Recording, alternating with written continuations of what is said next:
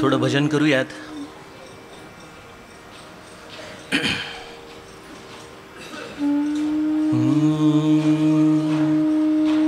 बोलो सीता राम राम, बोलो राजा राम राम.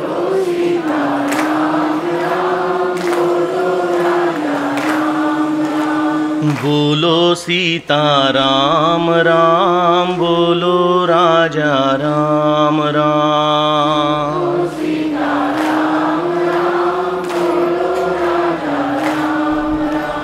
बोलो सीता राम राम, बोलो राजा राम राम.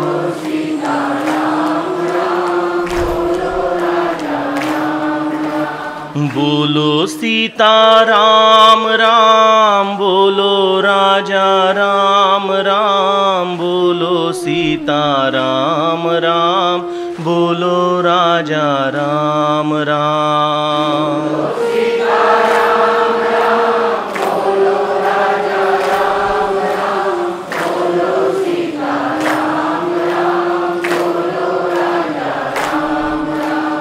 बोलो सीता राम राम, बोलो राजा राम राम. बोलो सीता राम राम, बोलो राजा राम राम.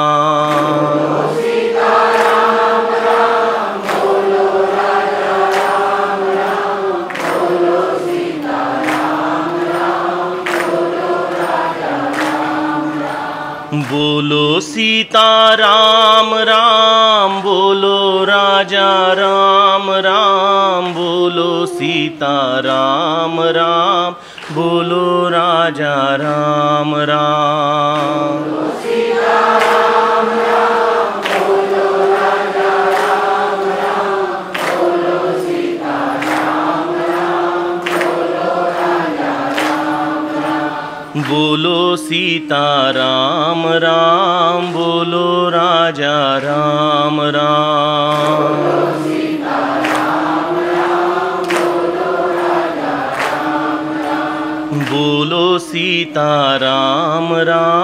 बोलो राजा राम राम. बोलो सीता राम राम, बोलो राजा राम राम. बोलो सीता राम राम, बोलो राजा राम राम.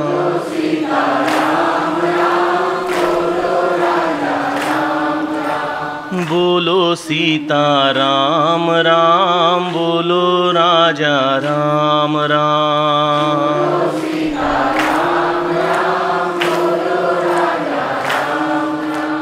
जानकी जीवन स्मरण जय जय राम.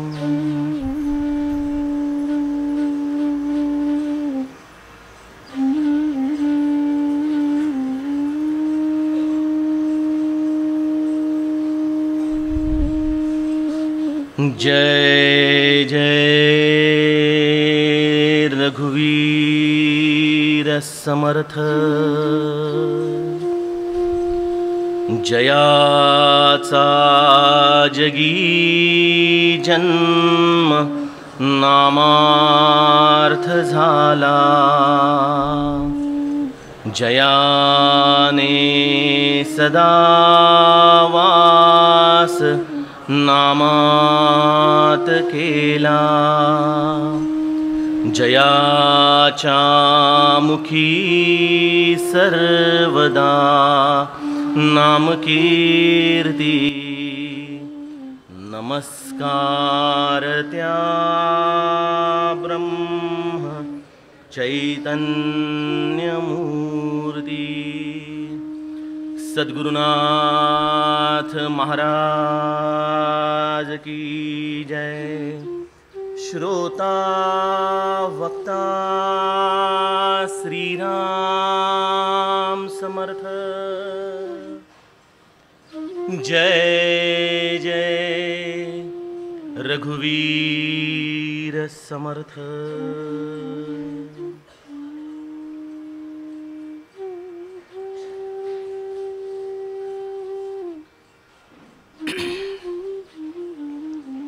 श्रीराम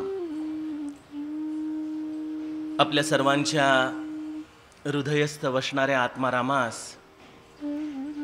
साष्टांग प्रणिपात करून या गुरुपौर्णिमेच्या उत्सवानिमित्त जो पूज्य ब्रह्मानंद महाराजांचा जेथे दिसे सद्गुरु चरण तेची आम्हा गोकर्ण या अभंगाचं आपण चिंतन करत आहोत। त्यामध्ये आपण काही प्रमुख टप्पे आजपर्यंत अभ्यासत आलोच। कालच्या टप्प्यामध्ये आपण एका महत्त्वाच्या निष्कर्षाप्रत आलो की ज्या निरुपाधिक नामाच्या आधाराने या सायोज्य मुक्तीचा प्रवास आपल्याला करायचा आहे, त्या निरुपाधिक नामात जसे श्री महाराज म्हणायचे की नामाला स्वतःची अशी चव नाहीये, त्या नामामध्ये आपण त्या सत्पुरुषाच्या सगुणाची चव देऊन, त्याच्या प्रेमाची, ज्याच्या कारणाने त्याचं स्थान आपल्या अंतःकरणामध्ये घट्ट होईल आणि मग ती तळमळ आम्हाला नामामध्ये सहजपणे आतमध्ये घेऊन जाईल, या दृष्टीने चिंतन बघितलं।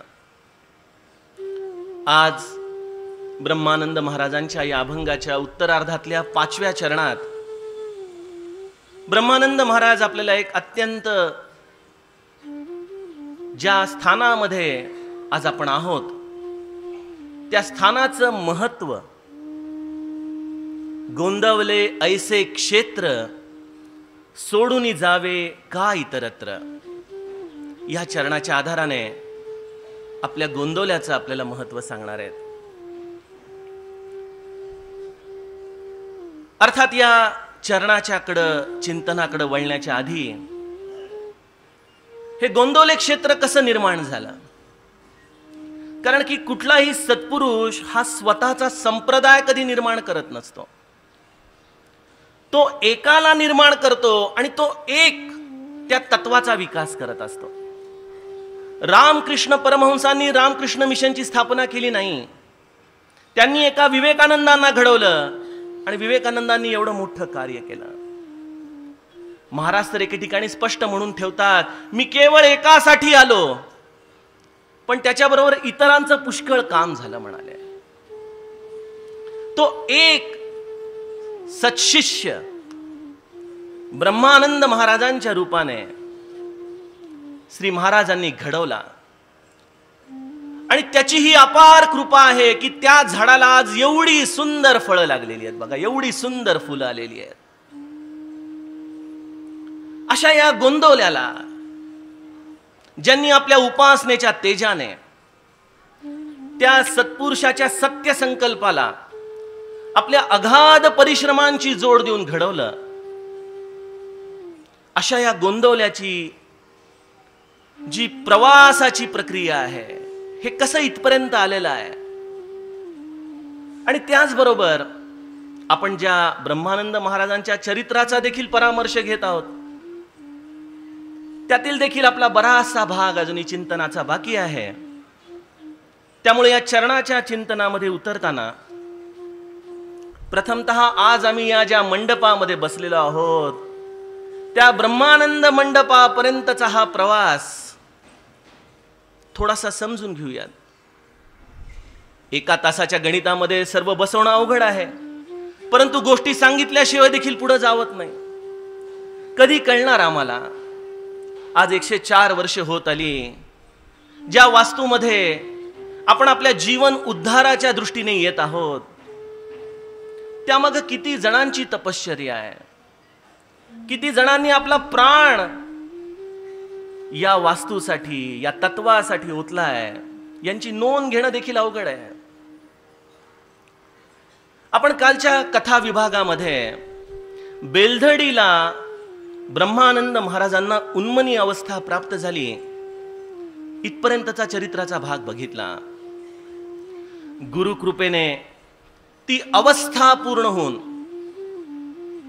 ब्रह्मानंद महाराज ज्या लोकोद्धराच्या कार्यासाठी कर्नाटकात आले होते, त्या कार्याची त्यांनी सुरुवात केली। त्यासाठी त्यांनी सर्वात प्रथम बेलधडी या स्थानापासून आपल्या कार्याला सुरुवात केली. उपासनेसाठी रामाचं मंदिर असावं, तिथलेच इनामदार आपली जागा देऊन मोकळे झाले. गावकऱ्यांनी देखील मोठा पुढाकार घेतला की या सत्कार्याला आम्ही सर्व अर्थाने मदत करू.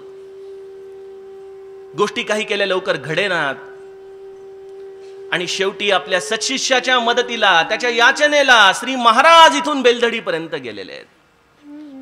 आणि बेलधडीला जाऊन त्यांनी स्वतःचं महत्व नाही सांगितलं, आपल्या कल्याण शिष्याचं महत्व सांगितलं. हा तुमच्या रूपाने कसा तुमच्या उद्धारासाठी इथं आलेला आहे, अशा दृष्टीने श्री महाराजांनी ब्रह्मानंदांचं महत्व कर्नाटकामध्ये सांगितलं. ही सद्गुरूच्या मनाची व्यापकता तर बघा. अहो, आपल्या घरामध्ये भावाभावांमध्ये कौतुक करताना देखील शब्द बऱ्याचदा अडखळतात.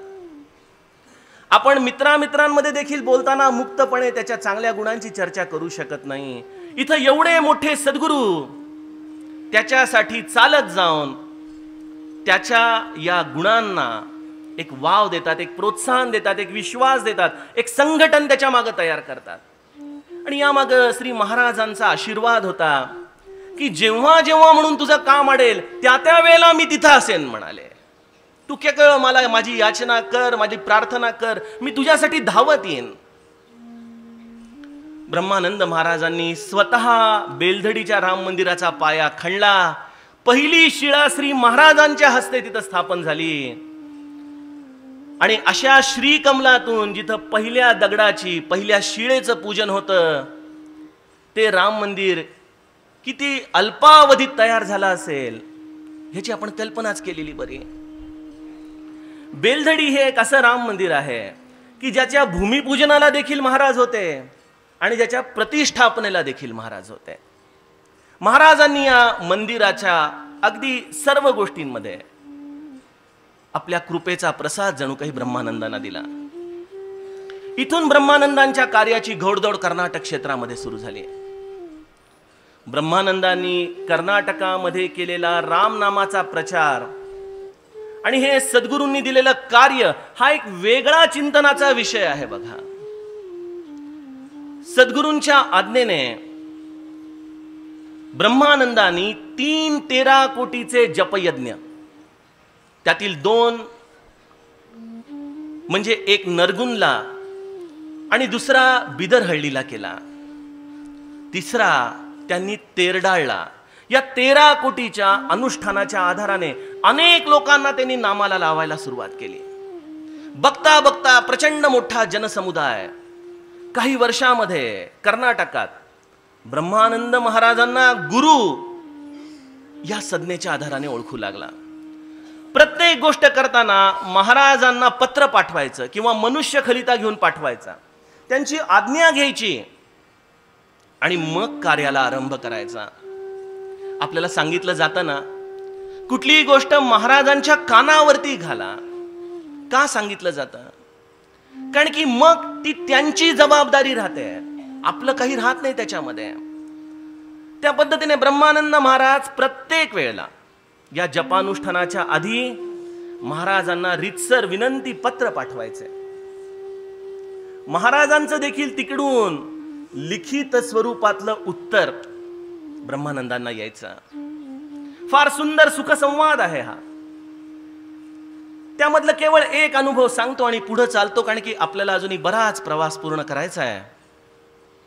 जेव्हा नरगुनचं प्रथम 13 कोटीचं पुरस्चरण जेव्हा ठरलं, तेव्हा महाराजांनी उपदेशात्मक पत्र तर लिहिलंच, पण त्यामध्ये काही व्यावहारिक सूचना देखील दिल्या. ज्या सूचना बऱ्याचदा कळणं सामान्य माणसाला शक्य नसतं. नरगुनच्या गावाच्या बाहेर एका मंदिरामध्ये हा जपयज्ञ करण्याचं ठरलं होतं. गावाच्या बाहेर लोक पुरस्चरणाला येत होते. महाराजांनी त्या पत्रामध्ये स्पष्ट लिहिलं की जपयज्ञाची सांगता कृष्णा नदीच्या किनारी करावी. आता ही एवढी साधी सूचना, नदी किनारी करायचं म्हटलं, जपयज्ञाची सांगता, तर अनेक गोष्टी कराव्या लागणार होत्या. पण ब्रह्मानंद महाराजांचा सगळा परमार्थ हा गुरु आज्ञेमध्ये सामावलेला होता. गुरूंनी सांगितलंय ना, मग ते बरोबर आहे, मग त्यामध्ये विचार करायचा नाही. कृष्णेच्या किनारी जपयज्ञाच्या सांगतेला श्री महाराज स्वतः उपस्थित होते. माघ महिन्यामधला, म्हणजे साधारणतः आपल्या इंग्लिश कॅलेंडर प्रमाणे फेब्रुवारी मधला दिवस. उत्सव अत्यंत जोरात चाललेला आहे. नित्य नेमाने वेगवेगळ्या प्रकारचं अन्नदान पुरस्चरण सतत चाललेलं आहे. आणि 8 दिवसामध्ये असा प्रसंग आला की सगळ्या विहिरींचं पाणी आटून गेलं. बघा, पाणीच संपलं. आता एवढी लोक आलेली उत्सवाला आणि पाणी संपलं, काय करायचं? त्या काळात काही आपल्यासारखे टँकर नव्हते हो. फोन केला आणि आला. मोठा प्रश्न. महाराज तिथं स्वतः उपस्थित होते. ब्रह्मानंद महाराज अत्यंत निर्धास्त. स्वतः महाराजांची उपस्थिती आहे, आपण कशाला काळजी करायची? आणि महाराज तिथं आपल्या अनुष्ठानामध्ये, आणि बघता बघता माघ महिन्यात काळे ढग दाटून आले आणि इतका जोरदार पाऊस पडला की नदीला पाणी आलेलं आहे. आणि त्या नदीच्या पाण्यावरती हा उत्सव झाला. म्हणजे सूचना कधी केली होती? नदी किनारी जपाची आज्ञा ती ब्रह्मानंद महाराजांनी तंतोतंत पाळली आणि त्याचं हे फलित. त्याच्या पाठोपाठ बिदरहळ्ळी, त्याच्या पाठोपाठ तेरडाळ, अशा 3 ठिकाणी जवळजवळ वर्षभराचा हा कार्यक्रम ब्रह्मानंद महाराजांनी गुरुच्या आज्ञेने केला. प्रत्येक ठिकाणी रामाच्या कृपेने त्यांना भरपूर यश मिळालं. खूप लोक नामाला लागली. अनेक लोक ब्रह्मानंदांनी स्वतः तयार केली. वेगवेगळ्या ज्याला कक्षांमध्ये काम करता येतील असे नेते तयार केले. अन्नदान हा श्री महाराजांचा प्राण. त्यासाठी लागणाऱ्या गोष्टींसाठी ते स्वतः झटले. एवढं सगळं करत करत हे सुखाचे दिवस पटपट पटपट पुढे जाऊ लागले. आणि शेवटचा 13 सालचा पंढरपूरच्या निवासामधला एकत्रित घालवलेला काळ समोर आला. अशीच गुरुपौर्णिमा होती 13 सालची. आणि ब्रह्मानंद महाराज कर्नाटकातून पंढरपूरला आलेले. महाराज रामनवमी नंतर जे पंढरपूरला गेले ते जवळजवळ श्रावणापर्यंत शेवटच्या वर्षी पंढरपूरला होते. आणि ब्रह्मानंद महाराजांना एके दिवशी त्या पंढरपूरच्या मंदिराकडे जात असताना उजव्या हाताला असलेल्या एका घराच्या छोट्या खोलीमध्ये महाराज आत घेऊन गेले. आणि 1.5 तास नागप्पाला सांगितलं, कोणालाही आत सोडू नकोस. त्यांच्यामध्ये जो संवाद झाला त्याची कुठेही वाच्यता नाही, ते कुठेही लिखित स्वरूपामध्ये नाही.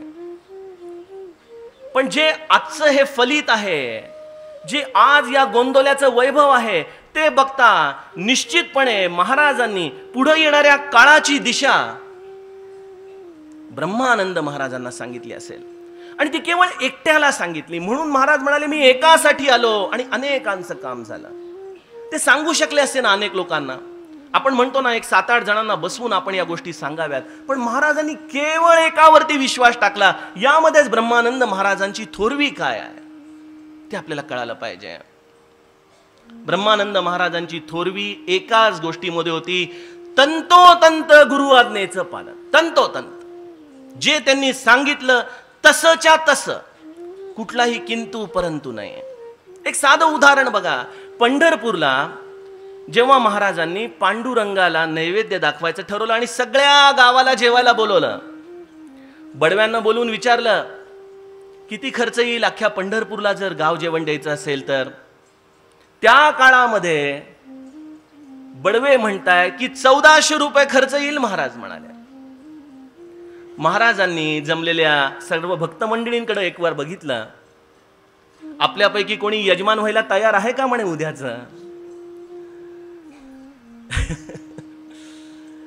आमच्या सगळ्यांचा परमार्थ हा असाच आहे हो. मनाच्या श्लोकामध्ये गमतीची एक गोष्ट आठवली की मनुष्य त्याचे अर्थ कसे विचित्र लावून घेत असतो. न वेचे कदा ग्रंथीचे अर्थ काही. या शब्दामध्ये 2 अर्थ लोक काढायचे. एक मंडळी तर मला असे भेटले की जे ग्रंथाचा कधी अर्थ नीट घेत नाहीत अशी लोक. पण त्याचा खरा अर्थ जो आपल्या स्वतःच्या खिशातून पैसा खर्च करून कधी एखाद्या गोष्टीसाठी पुढे जात नाही. सगळी मंडळी एकमेकांकडे बघू लागली. कोण खर्च करणार बाबा? ठीक आहे म्हणाले. ब्रह्मानंद महाराजांच्या जवळ देखील नाही, बरेच लांब, जी महाराज म्हणून पुढे आले. उद्याच्या पांडुरंगाच्या नैवेद्याची आणि गाव जेवणाची सगळी तयारी तुम्ही करा बरं. जी महाराज. संध्याकाळी 6-6:30 झालेले. उद्या गाव जेवण, 1400 रुपये खर्च. एवढ्या लोकांचा स्वयंपाक करायचा, किती गोष्टी आहेत समोर. आपल्यासारखा माणूस म्हणाला असता, महाराजांना ना खरंच व्यवहार कळत नाही बरं का, होय की नाही? पण गुरु आज्ञाप्रमाण ब्रह्मानंद महाराज हातामध्ये कंदील घेऊन पांडुरंगाच्या दर्शनाला निघाले. 7-7:30 वाजले असतील. तर पंढरपूरच्या पांडुरंगाच्या मंदिराच्या दिशेने जाताना एक माणूस, अहो बुवा, अहो महाराज, अहो जरा आत या ना. त्यांना काही कळे ना. महाराजांना आत नेलं, एका पाटावरती बसवलं, गंध लावलं आणि हातामध्ये एक कागदाचं पुडकं थरथरते हाताने देत तो म्हातारा माणूस म्हणतोय, इतके वर्ष पांडुरंगाची सेवा केली, पांडुरंगाने दृष्टांत दिला, उद्या संध्याकाळच्या आत या गावामध्ये जे ब्रह्मानंद महाराज म्हणून आहेत त्यांच्या हातात 1400 रुपये दे, तर तुझी साधना फलित होईल. काय कमाल आहे बघा. आम्ही कृपाळूपणे अल्पधारिष्ट आहे, या गोष्टींमध्ये विश्वासच ठेवत नाही. अरे हे कसं शक्य आहे, हे कसं जमणार? ही जी गोंदवल्याची प्रयोगशाळा महाराजांनी उघडली ना आमच्यासाठी, इथं आम्हाला याच गोष्टी महाराज सांगतात की तुम्ही बघा, तुमच्या पलीकडे जाऊन तुम्ही कार्य करू शकता या सेवेमधून. अहो 10-20 हजार लोकांचा प्रसाद हे सामान्य माणसाचं काम आहे का? पण महाराज दाखवतात की तुम्ही केवळ त्या भगवंताच्या अधिष्ठानावरती कार्य करा, तो भगवंत तुमच्या कल्पनेच्या पलीकडे गोष्टी करून घेतो. पंढरपूरचा शेवटची भेट झाली. ब्रह्मानंद महाराजांनी महाराजांना अगदी डोळे भरून पाहून घेतलं. महाराजांनी त्याच्या पाठीवरून हात फिरवला आणि म्हणाला, राम कल्याण करेल बरं. असं म्हणून या सद्गुरू आणि सत्शिष्याची देहातली ही शेवटची भेट ठरली बघा.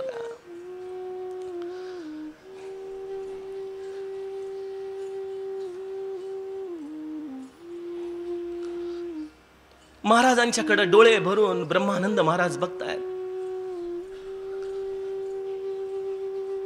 2-3 महिन्याचा काळ गेला आणि मार्गशीर्षाच्या दशमीला इथं या सत्पुरुषाने आपला देह ठेवला. ब्रह्मानंदांना तारी धाडण्यात आल्या, बोलवण्यासाठी अनेक लोक पाठवण्यात आली, पण ब्रह्मानंद आले नाहीत.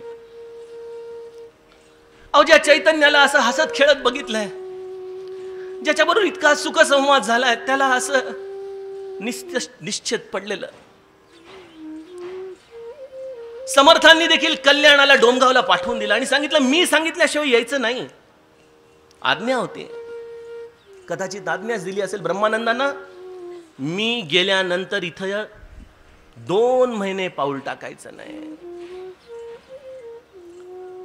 अश्रू ढाळत त्या कपोट डोंगरामध्ये कुठल्या तरी गुहेत ब्रह्मानंद महाराज आपल्या दुःखाला शमवण्याचा प्रयत्न करतायत.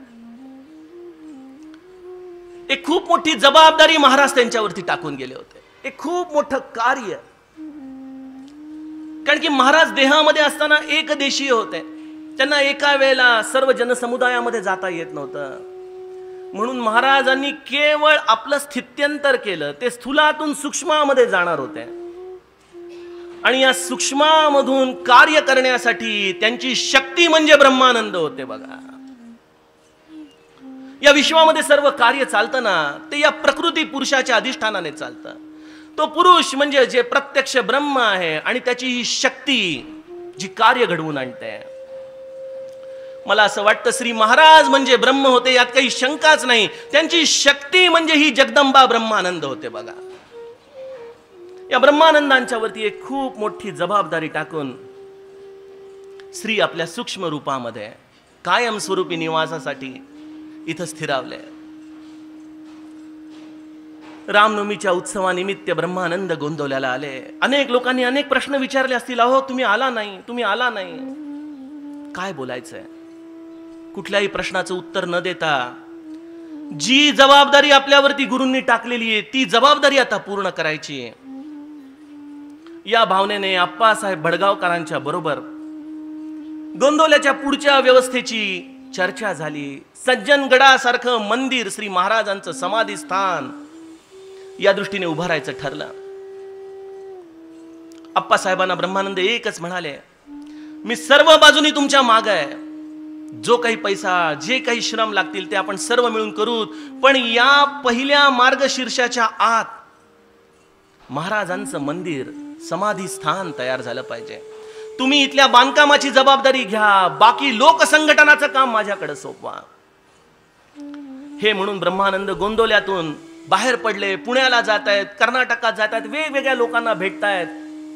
त्या सगळ्यांचं केंद्रीकरण त्यांना गोंदवल्याला करायचं होतं.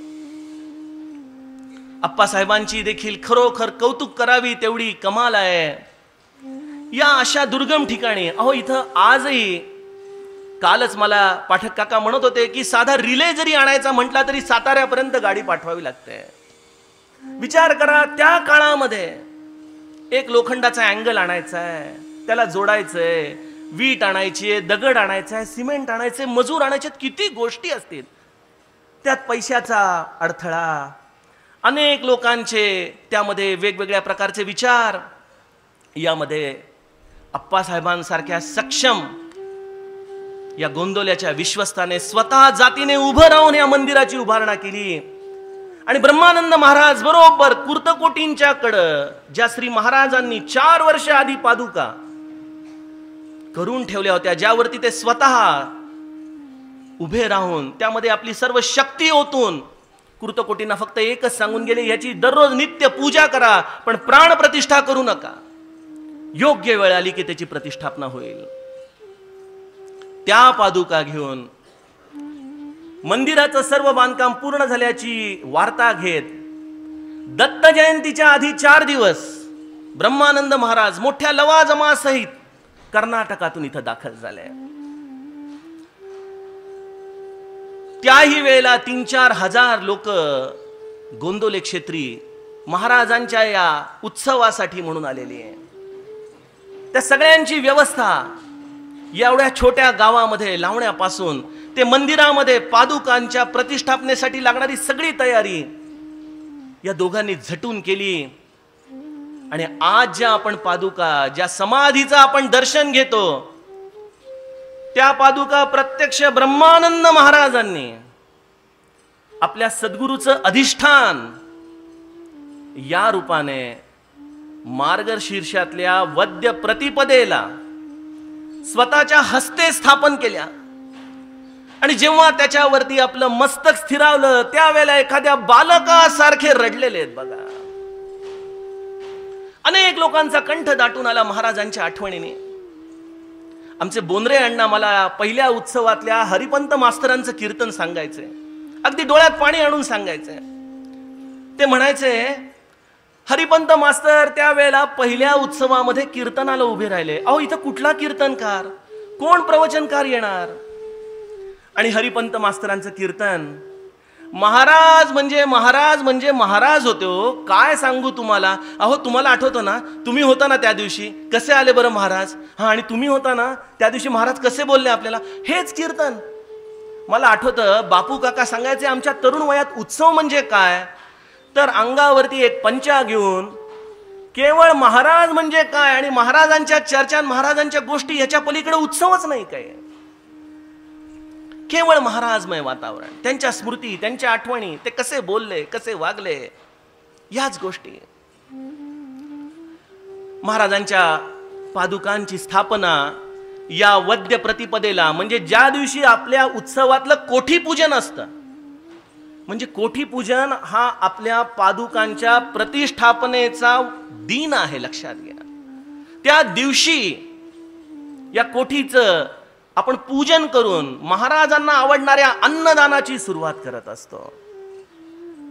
अशा या गोंदवल्याला ब्रह्मानंद महाराजांनी आणि आप्पासाहेबांनी अथक मेहनतीने उभं केलं. पण मंदिर बांधणं सोपं असतो. आपण बघतो ना, अनेक मंदिरं बांधली जातात, पण एवढी मंदिरं बांधली गेल्यानंतरही त्यापैकी किती मंदिरं 104 वर्षानंतरही इतकी सतेज, इतकी जिवंत, इतकी प्रेरणादायी, हजारो लोकांना सतत भगवत सन्मुख करण्याची शक्ती घेऊन जागृत आहेत.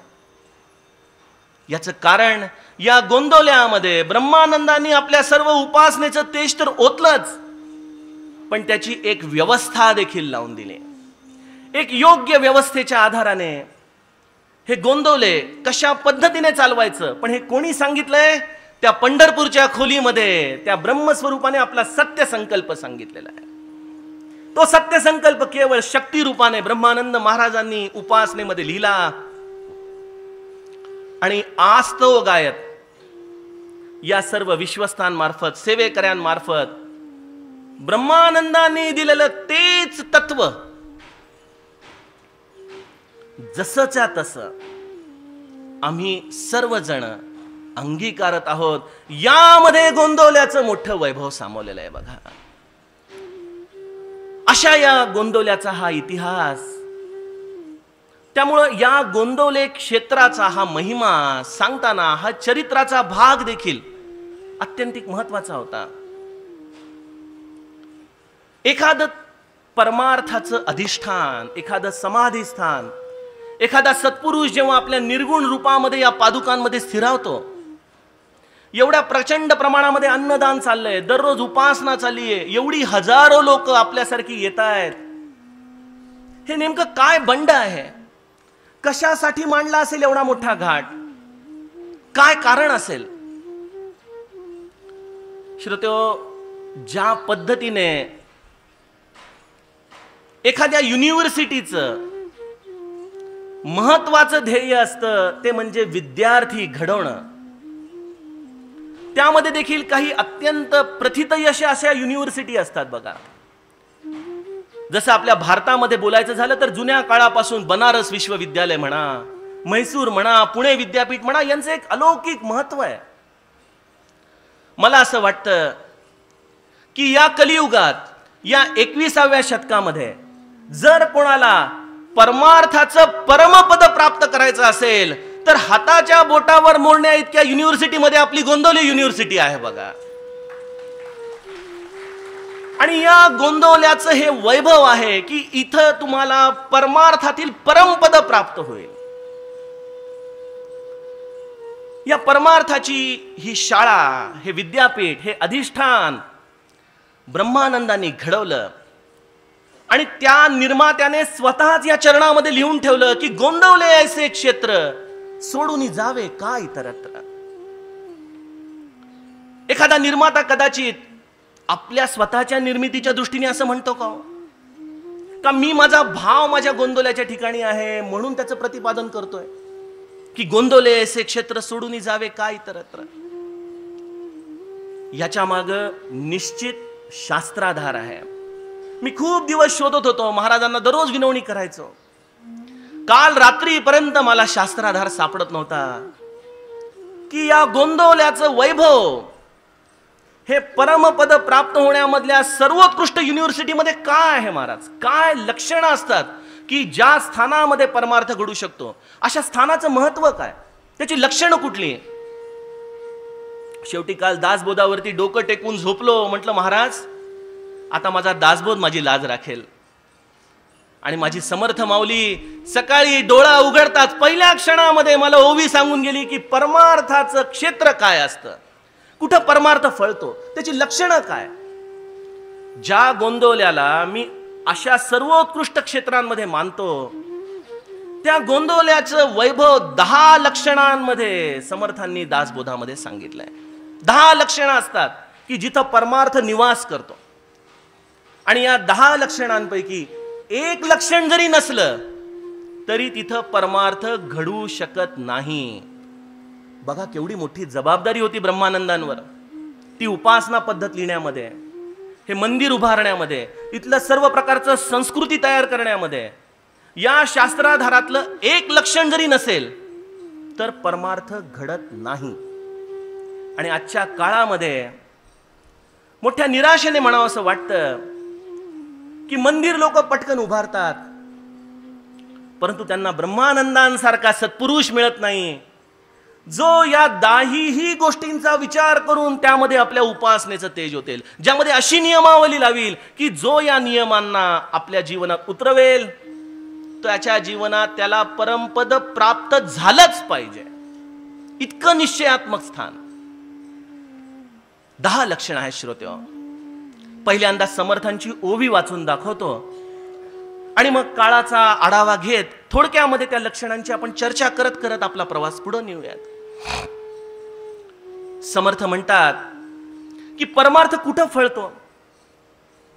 म्हणून साधन, अभ्यास आणि सद्गुरु, सत्शिष्य, सत्शास्त्र विचारू, सत्कर्म, सद्वासना पारू, पाववी भवाचा, सदुपासना, सत्कर्म, सत्क्रिया आणि स्वधर्म, सत्संग आणि नित्यनेम निरंतर. ही 10 लक्षणं समर्थांनी परमार्थाचं स्थान कशा दृष्टीने आत्मज्ञान देऊ शकतं हे समजावताना सांगितले आहेत. आणि यामध्ये पुढे जाऊन सांगितलंय, ऐसे हे अवघेची मिळे. हा शब्द फार महत्वाचा आहे. ऐसे हे अवघेची मिळे. या 10ही गोष्टी एकत्रितपणे पाहिजेत. ऐसे हे अवघेची मिळे तरीच विमळ ज्ञान प्रबळे, तरच आत्मज्ञान प्रगट होणार, तरच परमार्थ प्राप्त होणार. नाहीतर काय? नाहीतर पाषांड संचरे बळे समुदायी, नाहीतर केवळ पाषांड पसरणार, बहुजन उद्ध्वस्त होणार, या परमार्थाच्या नावाखाली नागवले जाणार. या 10 गोष्टी एकत्रितपणे आणि कशा? निरंतर. एक दिवसाचा शो नाहीये. एका दिवसासाठी म्हणून आपण किती पद्धतीने उद्घाटन करू शकतो. निरंतर 24 तास या 10 गोष्टी एकत्रितपणे राहायला पाहिजेत. केवढी मोठी जबाबदारी आहे बघा. आता यातील एकेका गुणधर्माचा थोडक्यात विचार करू आणि त्याला आपल्या गोंदवल्याशी आपण थोडक्यामध्ये समजून घेण्याचा प्रयत्न करू. पहिली गोष्ट आहे, परमार्थाच्या स्थानामध्ये येणाऱ्या साधकाला साधनेचा अभ्यास देणारं क्षेत्र असलं पाहिजे. साधनेच्या अभ्यासाशिवाय परमार्थ घडू शकत नाही, नाही, नाही. लक्षात घ्या. एखादा म्हणेल की अहो त्यांनी माझ्या डोक्यावरती हात ठेवला आणि मला प्रकाश दिसला, मला ज्ञान प्राप्त झालं. या सगळ्या अंधश्रद्धा आहेत, झूट आहे. आणि जरी हे सत्य असलं तरी त्याच्या साधनेचा तेवढा विकास झाला होता म्हणून त्याच्या डोक्यावरती हात ठेवला असता त्याच्या जीवनामध्ये त्याला ते ज्ञान प्राप्त झालं. त्यामुळं साधनेचा अभ्यास हे परमार्थ क्षेत्राच्या युनिव्हर्सिटी मधलं पहिलं लक्षण आहे बघा. पूज्य बाबा म्हणायचे ना की आपल्याला महाराजांनी सर्व काही देण्याची तयारी दाखवलेली आहे, पण नाम मात्र तुमचं तुम्हालाच घ्यावं लागेल म्हणाले. ते काही महाराज घेणार नाहीत तुमच्याकडून, नाम तुमचं तुम्हालाच घ्यावं लागणार आहे. आणि खऱ्या परमार्थाच्या क्षेत्राचं जे स्थान असतं तिथला गुरु हा एखाद्या युनिव्हर्सिटीतल्या अभ्यासाच्या दृष्टीने कडक प्रोफेसर असलेल्या प्रोफेसर सारखा असतो बघा. इथं नामाला सबस्टिट्यूट नाही.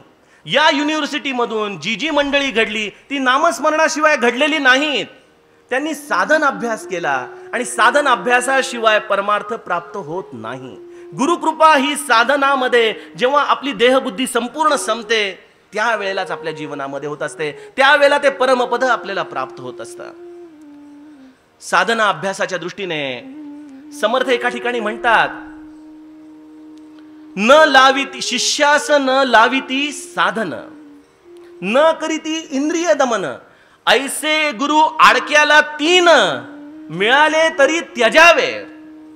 अहो तुम्ही जर आणखीन कुठे जात असाल ना परमार्थ करायला तर मी आपल्याला हात जोडून विनंती करतो, जर तिथं तुम्हाला साधन अभ्यास करण्यासाठी कोणी शिकवत नसेल, जर तिथं तुम्हाला इंद्रिय दमन करण्यासाठी कोणी शिकवत नसेल, समर्थ म्हणतात असे गुरु एका आडक्याला 3 जरी मिळाले तरी सोडून द्या म्हणाले. काय किंमत ठेवली आहे त्यांची. त्यामुळे साधना अभ्यास हे परमार्थ स्थानाचं सगळ्यात महत्वाचा पहिला गुणधर्म आहे. दुसरा गुणधर्म आहे तो म्हणजे साधन अभ्यास आणि सद्गुरु. तिथं सद्गुरु हवा ज्याने स्वतः त्या साधनेला आपल्या जीवनामध्ये उतरवलं.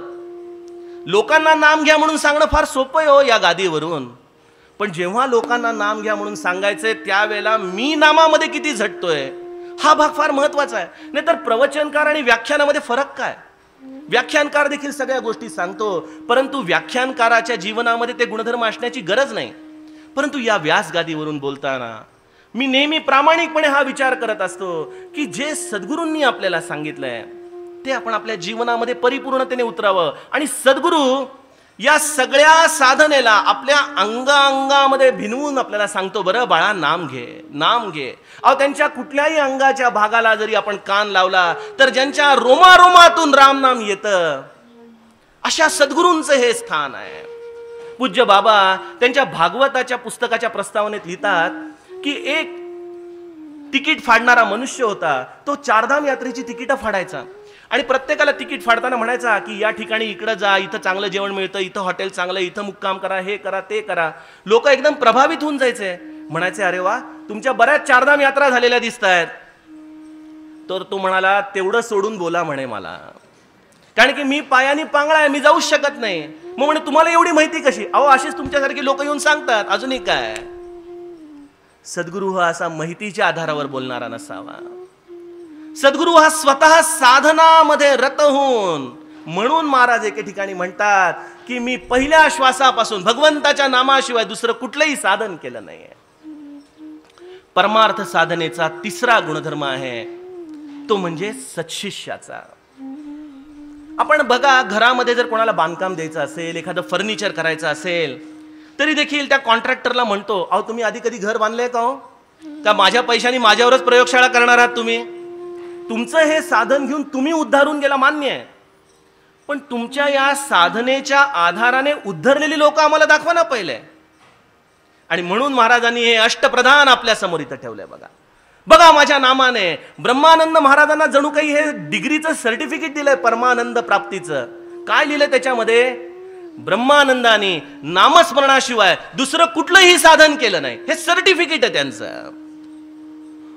त्यामुळे स्वतः नामाने उद्धरले आणि त्या नामाच्या आधाराने सत्शिष्य देखील घडवले आणि त्या सत्शिष्यांना आमच्या समोर ठेवलं की बघा हे माझं वैभव, हे मी माझ्या देहामध्ये असताना करून दाखवलंय. यांच्याकडे बघून तरी तुम्ही शिका की भगवंताच्या नामाने तुमच्या जीवनामध्ये तुम्हाला काय प्राप्त होऊ शकेल. चौथी गोष्ट आहे परमार्थ स्थानाची, ती म्हणजे परमार्थ स्थानातली उपासना, उपदेश हा सत्शास्त्रावरती आधारित असला पाहिजे. आजच्या काळामध्ये आपण बघतो ना अनेक नवनवीन गुरु येत आहेत, मॉडर्न गुरु, आणि ते मॉडर्न गुरु स्वतःची अशी काहीतरी एक फिलॉसॉफी तयार करतात आणि ही स्वतःची फिलॉसॉफी लोकांवरती लादायचा प्रयत्न करतात. अनेक लोक त्यांच्या नादी देखील लागतात. परंतु परमार्थ प्राप्त जर आपल्याला करायचं असेल तर तिथली उपासना ही सत्शास्त्रावरती आधारित असली पाहिजे. सत्शास्त्र म्हणजे जे शास्त्र भगवंत सन्मुख आपल्याला करेल, जे सत्याचं शास्त्र असेल. त्यामुळे महाराजांचं कुठलंही विधान हे वेदबाह्य नाही. बरं आपल्याला तो महाराजांनी केलेल्या गायत्री पुरस्चरणाच्या यज्ञाचा प्रसंग माहितीच आहे की जेव्हा ब्राह्मणांनी त्यांना विचारलं की महाराज आपण आम्हाला रामनामाचा उपदेश करता, पण हे वेदामध्ये कुठं लिहिलंय? वेदामध्ये काही प्रमाण आहे? आम्हाला संतांचे दाखले देऊ नका. यावरती महाराजांनी अथर्व वेदातलं कलिसंतरण उपनिषद काढून दाखवलं आणि त्याच्यामध्ये स्पष्ट लिहिलं होतं की या कलियुगामध्ये गायत्री मंत्राच्या तोडीचं रामनाम आहे. त्यामुळे जी साधना सांगतायत, जी उपासना सांगतायत ती सत्शास्त्रावरती आधारित असली पाहिजे. आपल्या महाराजांनी दासबोध, ज्ञानेश्वरी, गीता ह्याच्या पलीकडे आपल्याला काय सांगितलंय त्या सगळ्याचं सार काढून महाराज एका शब्दात म्हणाले की अवघडातले अवघड ग्रंथ वाचावेत, पण त्या सगळ्याच्या शेवटी सोप्यातलं सोपं भगवंताचं नाम घ्यावं, कारण की नाम या सर्व 7 शास्त्रांचा मी एक निचोड करून तुम्हाला दिलेला आहे. अशा या सत्शास्त्रावरती आधारित हे आपलं गोंदवले आहे. चौथी गोष्ट आहे ती म्हणजे ते स्थान सत्कर्मावरती आधारित असावं. गोंदवल्याच्या सत्कर्मांविषयी काही बोलायची गरज आहे? अहो इथं आलेल्या माणसाची कुठल्याही प्रकारची पात्रता, कुठल्याही प्रकारचा निकष न बघता ज्याला मुक्त हस्ताने अन्नदान केलं जातं, ज्याला भरपूर खायला घातलं जातं, त्याला जितक्या दिवस जितका काळ उपासना करायची त्याच्यामध्ये तो सहज सहभागी होऊ शकतो. अशा या सत्कर्मातलं सत्कर्म म्हणजे अन्नदान इथं चालतं बघा. जणू काही मी तर म्हणतो इथं सत्कर्मांचा ढीग आहे बघा, सत्कर्मांचा ढीग आहे. आणि याचं कारण काय? महाराजांनीच याचं कारण सांगितलंय की ज्याला नामाची गोडी लागली त्याच्या मागे सत्कर्म हात धुवून लागतात म्हणे. म्हणजे पुन्हा याचं गणित भगवंताच्या नामामध्ये आहे. इथं या सत्कर्मांमध्ये अन्नदानाच्या बरोबरच एक आणखी महत्वाची गोष्ट आहे, ती म्हणजे आपल्या गोंदोल्यामध्ये श्री महाराजांनी देहामध्ये असताना केलेली आणि आस्थागायत ती आपण अत्यंत निष्ठेने करतो, ती म्हणजे गोरक्षणाची. हे गोरक्षण या गोंदोल्याच्या सत्कर्माचा एक मोठा भाग आहे. या गोंदोल्यामध्ये जेव्हा हॉस्पिटलची उभारणी करण्यात आली, जे श्री महाराजांच्याच तत्वज्ञानाला शोभून होतं, कारण की महाराज देखील अनेकांच्या अडीअडचणीला घरगुती औषध घेऊन धावून गेलेले, चरित्रामध्ये त्याचा उल्लेख आहे. अशा या हॉस्पिटलच्या आधाराने किती गोरगरीब लोकांना इथं मोफत उपचार केला जातो याची गणती देखील आपल्याला करता येणार नाही बघा.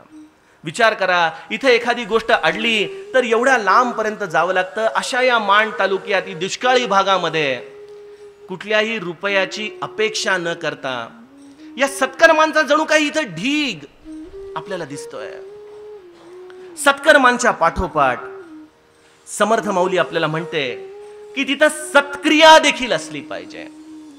सत्क्रिया याचा अर्थ ज्या कर्मांमध्ये, ज्या क्रियांमध्ये शुद्ध भाव आहे. एक लक्षात घ्या, जर इथं सेवेकरी पगार देऊन आपण जर लावले तर लोक म्हणतील अहो इथं फार चांगलं काम करता येईल, पण हे ब्रह्मानंदांना मान्य नव्हतं. म्हणून त्यांनी स्पष्टपणे सांगितलं गोंदवले हे सेवेवरती उभं राहणारं क्षेत्र असलं पाहिजे. कारण की सेवाभाव हेच सत्क्रियेचं खरं मर्म आहे. त्या सेवाभावाच्या आधाराने हे आपलं गोंदल उभं राहिलं पाहिजे.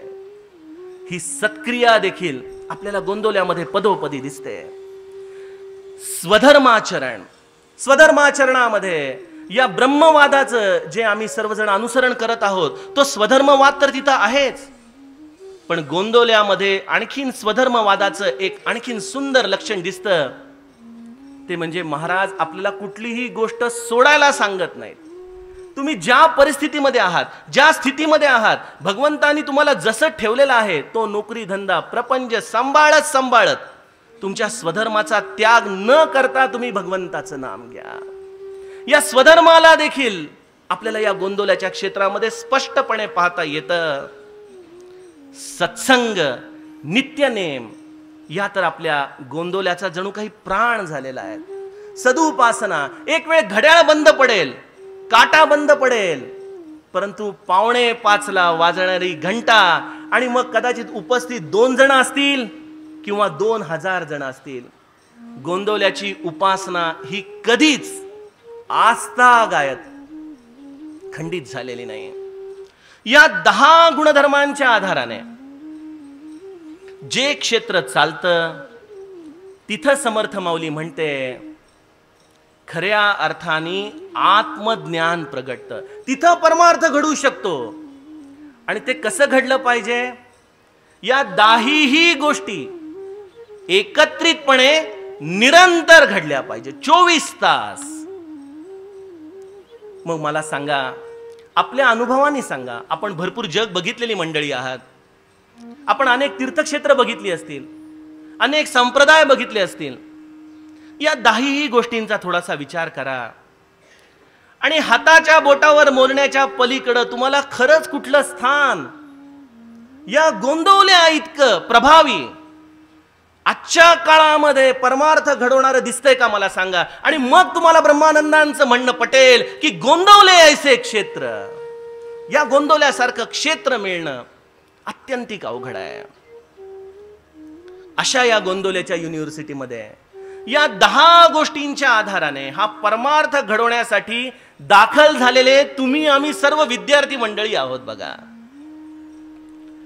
आणि या आपल्या युनिव्हर्सिटीचे जे मेन मुख्य श्री महाराज आहेत, त्यांचं एक विधान आपल्याला सांगतो. फार सुंदर विधान आहे, आपल्या प्रत्येकाने ते लक्षात ठेवावं. महाराज म्हणतात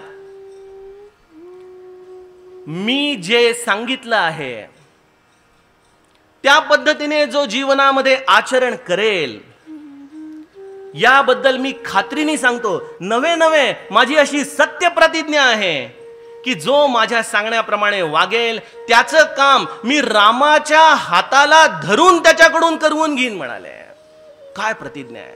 मी रामाचा हाताला धरून त्याच्याकडून करवून घेईन, कारण की हे रामानेच मला करायला सांगितलेलं आहे तुमच्याकडसाठी. या अशा युनिव्हर्सिटीमध्ये येऊन, या गोंदवल्यासारख्या ठिकाणी येऊन केवळ सद्गुरूचा बोध ज्यांनी ऐकलाय, त्याच्या जीवनात त्यांनी त्याची आज्ञेचं तंतोतंत पालन केलंय. महाराजांनी वचन दिलं, रामाचा हात धरून मी त्यांचं काम करून घेईन. आणि अशा या क्षेत्रामध्ये आपण सगळेजण आलेलो आहोत. इथपर्यंत या गोंदवले क्षेत्राचं महत्व आहे, यात काही शंकाच नाही. परंतु खरा मुद्दा हा पुढचा आहे. महाराज जेव्हा म्हणतात की इथं आलेल्या माणसाने जर मी सांगितलं त्या पद्धतीने ऐकलं तर त्याचं काम मी रामाच्या हाताला धरून करून घेईन, यामध्ये महाराज पुढचं एक विधान करताना म्हणतात की वर्गामध्ये जर पुष्कळ विद्यार्थी पास झाले, बघा बरं किती मिश्किलपणे महाराज आपल्याला महत्वाचं सत्य सांगतायत की वर्गामध्ये जर पुष्कळ विद्यार्थी पास झाले तर शाबासकी त्या मास्तरलाच मिळते. त्यामुळे तुम्ही मी सांगितलेलं ऐकण्यामध्ये फायदा माझाच आहे म्हणाले. कोणाचा फायदा आहे? फायदा माझाच आहे. पण काय गंमत आहे, आम्ही सगळेजण या युनिव्हर्सिटीमध्ये आलो खरं. इथं दिवस रात्र या 10 तत्वांच्या आधाराने परमार्थ फुलवणाऱ्या या युनिव्हर्सिटीमध्ये येऊन मला असं गमतीने म्हणावं असं वाटतं, कारण की महाराजांचा जसा स्वभाव मिश्किलपणे आहे त्याच पद्धतीने आपण देखील परमार्थाची चर्चा करावी. महाराजांना बहुतेक दरवर्षी वर्षाअखेर रामाला रिपोर्टिंग करावं लागत असेल. किती विद्यार्थी दाखल झाले, किती विद्यार्थ्यांची काय प्रगती झाली, त्या प्रत्येकाचं प्रगती पुस्तक दाखव मला. काय काय झाले, कोणाची प्रगती. अरे हा रवींद्र पाठक अजून इथल्या इथंच कसा, ह्याची प्रगती का होत नाही? महाराज म्हणतील अहो त्याला साधन सांगितलं करायला, तो करत नाही, काय करायचं त्याला. नाही, तुमची जबाबदारी आहे त्याच्याकडून साधन करून घेण्याची. कसं करत नाही तो साधन? महाराजांच्या अॅन्युअल रिटर्न मध्ये माझ्यासारख्या नाठाळ विद्यार्थ्याचा रिपोर्ट बघून बोलणी कोणाला खावी लागतात? महाराजांना खावी लागतात बघा. आणि याला शास्त्राधार आहे बरं. मी माझ्या मनाची गोष्ट सांगत नाहीये, कारण की समर्थांनी सांगितलं या युनिव्हर्सिटीमध्ये येऊन, अशा क्षेत्रामध्ये येऊन जर तुम्ही त्या परमपदापर्यंत जात नसाल तर इथं दोष कोणाचा आहे? कोणाचा दोष आहे इथं? काय चुकतंय? चूक तर अर्थात आपलीच आहे, यात काही शंकाच नाही. आम्ही महाराजांनी सांगितल्याप्रमाणे वागू शकत नाही, यामध्ये महाराजांची काय चूक? पण आम्ही वागत नाही. पण जेव्हा रामाचा आणि महाराजांचा कदाचित द्वैत भावनेने जर संवाद होत असेल तर बोलणी कोणाला खावी लागतायत? महाराजांना खावी लागतायत. आणि हे समर्थ दासबोधामध्ये सांगताना म्हणतात, येथे शब्द नाही शिष्यासी, येथे शब्द नाही शिष्यासी, सकळ असे सद्गुरूपाशी. जर एखादा शिष्य तयार होत नसेल, जबाबदारी सद्गुरूंवर पडते. अरे साधं उदाहरण बघा, आपल्या घरामध्ये जर मुलगा व्रात्यपणा करत असेल, शाळेमध्ये जर खोड्या करत असेल, तर बाई मुलाला बोलताना काय म्हणतात? पहिलं वाक्य काय रे, तुझ्या आईवडिलांनी तुला असं शिकवलं का? खरंय की नाही उदाहरण? मग परमार्थामध्ये देखील राम जेव्हा महाराजांच्या समोर आपल्यासारख्या नाठाळांना बघत असेल, त्यावेळेला आपल्याला देखील उद्देशून तो असंच म्हणत असेल, काय रे तुझ्या महाराजांनी तुला असं शिकवलंय?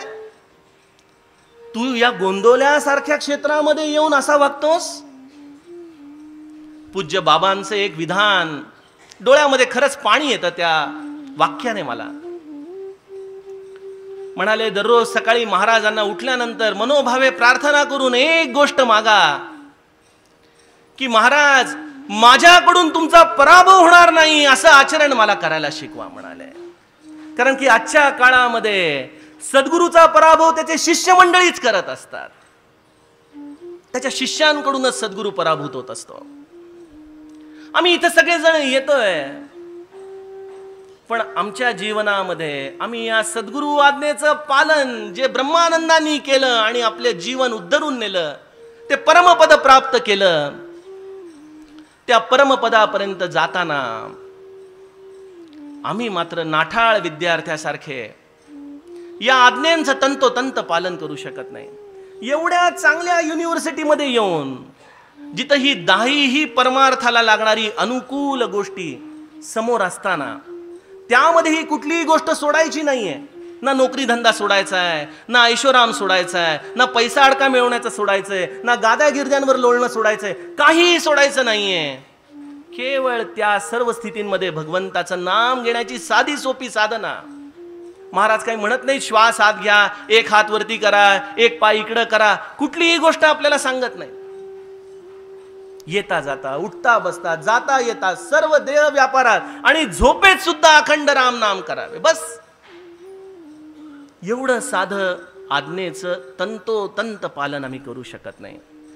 या आज्ञेच्या बरोबरच महाराजांनी ज्या महत्वाच्या गोष्टी एका साधकाला या युनिव्हर्सिटीमध्ये आज्ञा रूपाने सांगितल्या, ज्या आम्ही दररोज तबला पेटीवर टाळ वाजून म्हणतो खरं, पण योग्य वेळ आल्यानंतर जसं बाबा म्हणतात तसं आम्हीच आमच्या सद्गुरूंना पराभूत करतो. त्या गोष्टी कुठल्या? आल्या अतिथा अन्न द्यावे, राम नाम दृढ घ्यावे, पूजा करावी त्रिकाळ, अंगी वैराग्याचे बळ, नका धरू काही आस, नाम जपा श्वासोश्वास, पंचपदी भजन करा, राम नाम दृढ धरा, नम्र व्हावे सर्वा भूता, पर नारी राहो माता, भाव ठेवा रामा पायी, कोणा मागू नका काही. या गुरूंनी राम नामाच्या बरोबर दिलेल्या एक्स्ट्रा आपल्याला ज्या गोष्टींना आपण एका रोगामध्ये पथ्य म्हणतो, अशा दृष्टीने हे पथ्य पालन देखील आपल्याला सांगितलेलं आहे.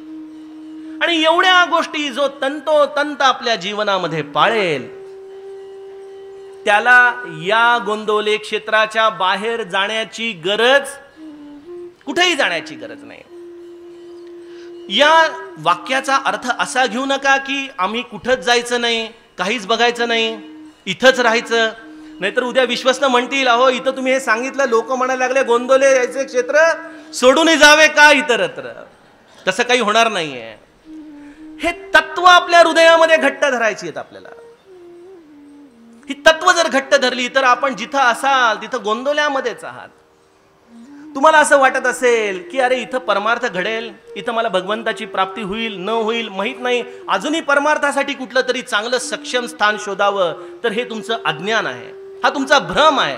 जे होईल ते इथंच होईल, तुम्हाला इथंच प्राप्त होईल. आणि जर इथं प्राप्त नाही झालं तर कुठंच होणार नाही, हे लक्षात घ्या. त्या दृष्टीने ब्रह्मानंद सांगतायत सोडून जावे का इतरत्र. याच्या पलीकडे परमार्थ नाही हे ब्रह्मानंदांनी स्वतः जाणलं आणि त्यांच्या अनुभवाने या वाक्यामध्ये लिहून आम्हाला सांगितलं. मग शेवटचा प्रश्न असा येतो की अरे मला या गोंदवल्यामध्ये येऊन या परमपदाच्या प्राप्तीची अजूनही खऱ्या अर्थाने गती का बरं मिळत नाहीये, मी का बरं पुढे जाऊ शकत नाहीये. तर श्रोतेहो, जसं एखाद्या कॉलेजमध्ये सगळ्यात फायनल जी डिग्री असती, समजा डॉक्टरेट असेल, तर ही डॉक्टरेट डिग्री म्हणजे परमपद आहे, या परमार्थाचं सर्वोच्च स्थान आहे. परंतु जसं ते डॉक्टरेट आपल्याला 10वी नंतर करता येईल का? नाही करता येणार. तुम्हाला 12वी करावी लागेल, ग्रॅज्युएशन करावं लागेल, पोस्ट ग्रॅज्युएशन करावं लागेल. काही परीक्षांमधून जाता जाता एका शेवटच्या निकषावरती जेव्हा तुम्ही याल तेव्हा तुम्हाला डॉक्टरेटला ऍडमिशन मिळू शकेल. आज आमच्या सगळ्या मंडळींची साधना प्रत्येकाची वेगवेगळ्या टप्प्यांवरती चालली आहे. काही मुलं पहिलीत आहेत, काही 10वीत आहेत, काही 12वीत आहेत, काही ग्रॅज्युएशन मध्ये आहेत. पण एवढ्या 100 वर्षाच्या परंपरेमध्ये परमपद प्राप्त करणारी मंडळी अगदी हाताच्या बोटावरती झालेली आहेत बघा. अगदी आत्ताच्या काळापर्यंत पूज्य बाबांपर्यंत जर मोजली तर या सगळ्यांची संख्या काही हाताच्या बोटावर मोडण्या इतकीच येऊ शकते. हे परमपदाच्या प्रवासासाठी नेमकं जे क्वालिफिकेशन आहे ते आमचं अजूनही काही केल्या पूर्ण होत नाहीये. आणि ते क्वालिफिकेशन जर आम्ही आमच्या जीवनात मिळवलं तर आमचा या गोंदवल्याच्या क्षेत्रामध्येच या परमपदापर्यंतचा विकास होऊ शकतो. आणि ते क्वालिफिकेशन काय? ब्रह्मानंद महाराजांनीच ते सांगून ठेवलंय. सद्गती आणि परमपदाची प्राप्ती व्हावी अशी ज्यांची खरी आणि तीव्र इच्छा असेल, बस हे क्वालिफिकेशन आहे. आणि आम्हाला आज गोंदवल्यामध्ये येऊन खरंच सद्गती आणि परमपदाची खरी आणि तीव्र इच्छा लागली आहे का, हा प्रश्न ज्याचा त्याने स्वतःला विचारायचा आहे. हा काही दिखाव्याचा प्रांत नाही. हा माझा मी स्वतःला विचारायचा प्रांत आहे की अरे मला खरंच तो राम हवा आहे का मला अजूनही त्या रामापासून मिळणाऱ्या गोष्टी हव्यात, मला खरंच महाराज हवेत का महाराजांपासून मिळणाऱ्या गोष्टी हव्यात, या प्रपंचातल्या चंबू गबाळ्यातच मला त्यांची कृपा शोधायची आहे का या सगळ्या गोष्टी प्रारब्धावरती सोडून त्या रामापर्यंत मला जायचं आहे. आणि म्हणून ब्रह्मानंदांनी 2 शब्दांची अत्यंत खुबीने योजना केली आहे. बरेच मंडळी आता मनातल्या मनात म्हणतील आहे हो आम्हाला रामाला प्राप्त करायची इच्छा खरंच आहे, पण ब्रह्मानंद महाराजांनी खऱ्याला तीव्रतेची देखील जोड दिलेली आहे. जर रेल्वे समोर स्टेशन मध्ये उभी आहे, सुटायची वेळ झाली आहे, तुम्ही अगदी संथपणे जर चालत असाल, हो मला रेल्वे पकडायची खरी इच्छा आहे, रेल्वे मिळणार आहे तुम्हाला, तिथं तुम्हाला धावायलाच पाहिजे, उत्कटपणे धावलं पाहिजे, तीव्रतेने धावलं पाहिजे, तर तुम्हाला ती रेल्वे मिळणार. नाहीतर मग हे नुसतंच तोंड देखलेपणे बोलणं झालं ना, मला खरंच इच्छा आहे हो, काय सांगू. त्यामुळं आम्ही इथं येऊन म्हणतो आम्हाला तो राम हवा आहे, पण आमची जरी ती इच्छा असली तरी ती बहुतांश वेळेला खरी नसते, आणि जरी खरी असली तरी तीव्र नसते. आणि नुसती तीव्र इच्छा असूनही उपयोग नाही. इथं आला, 2 दिवस थांबला, 50,000 जप केला, म्हणाला माझी खरंच तीव्र इच्छा आहे, आणि घरी गेल्यानंतर 2 माळांपेक्षाही खाली जप व्हायला लागला. मग ही इच्छा खरी आहे का? केवळ तीव्रता म्हणजे एका दगडावरती पाणी टाकून लगेच मोकळं होण्यासारखं नाही. हा काही 21 दिवसामध्ये ब्रह्मानंद देणारा कोर्स नाही. बाहेर पाट्या लावतात ना, 1 महिन्यामध्ये कुंडलिनी जागृती, 1 महिन्यामध्ये स्वरूप दर्शन. अहो इथं जन्मोजन्म तुम्ही त्यांची सेवा करावी.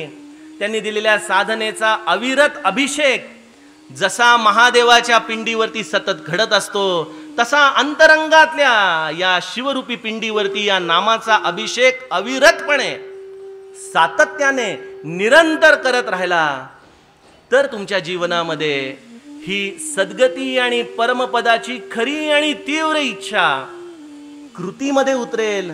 आणि ती इच्छा तुमच्या जीवनामध्ये निर्माण झाली असता याच गोंदवले क्षेत्रामध्ये कुठेही न जाता तुम्हाला त्या परमपदाची प्राप्ती होईल होईल हे प्रत्यक्ष ब्रह्मानंदांनी स्वतः अनुभूतीने जाणलं. त्या अनुभूतीचं तेज या उपासनेमध्ये आपल्याला दिलं.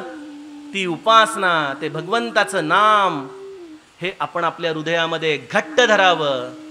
त्यामध्ये नेमका आमच्या जीवनात कुठला अडथळा येतो त्याचं चिंतन आपण या चरणाच्या आणि या निरूपणाच्या आज संध्याकाळच्या अंतिम टप्प्यामध्ये बघूयात. जानकी जीवन स्मरण जय जय राम.